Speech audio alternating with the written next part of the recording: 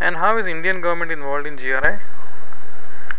They are quite collaborating, in a way that the Ministry of Corporate Affairs is part of the government advisory group, GRI, which is of course, and this is not a formal body, but an informal body to advise the GRI on how different nations are imbibing sustainability reporting.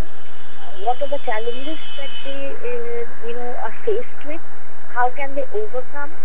And most importantly for India, I think the whole aspect of sustainability reporting became very much live since 2010. Yeah, and now we see, the Department of Public Enterprise, they have revised their guidelines, and they have put sustainability reporting as one of the, projects which all public sector enterprises need to take up. The NCA is now looking at, the SEBI, Securities Exchange Board of India, has now the annual business responsibility, reporting. The top 100 companies. I would see, and therefore I see that sustainability reporting, the mainstreaming sustainability reporting, which is really GRI's mission, is being fulfilled by government of India. Great. And we are partners, to make this. Sure.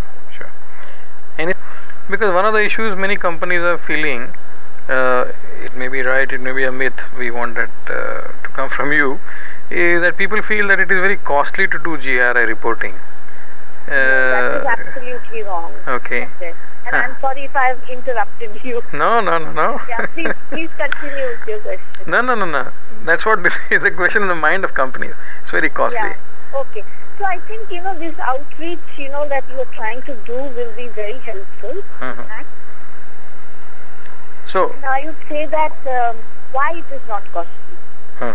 Again, I would say that if you look at the principle of materiality and use this principle and the criteria of this principle according to the GRI technical protocol, which is also available in the public domain, because GRI is giving everything free to everyone, right?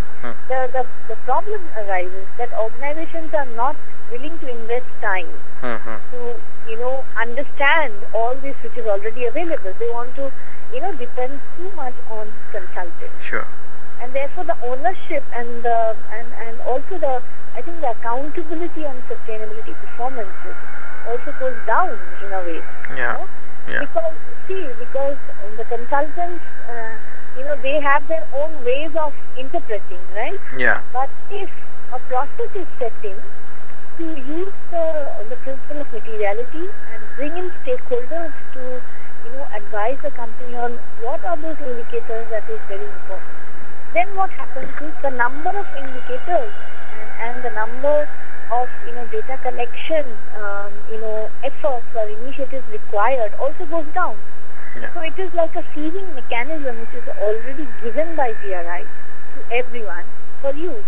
Yeah, sure. But unfortunately we took a long time. I think in India it's the last 3-4 years that companies, even leading companies, have started now using the principle of materiality. Yeah, because when we talk to people, they feel it is very costly. No, so the costly thing is that because they are blindly saying that... Yeah, you are giving it to somebody else to do it. Yeah, you have to, because of standard disclosure says these are the parameters, so you give data. And that is where the whole, myth is around. It is not so, Sure. So I think, the use of principles of reporting and establishing a process. Yeah, if it is part of the process, it happens autopilot kind of thing. Yeah. Part of the process, and when the principle of materiality is used, the company will automatically know where to focus on year 1, where to move on to year 2, and how to show incremental change in year 3. Otherwise, it will be all, jumbled up. Yeah.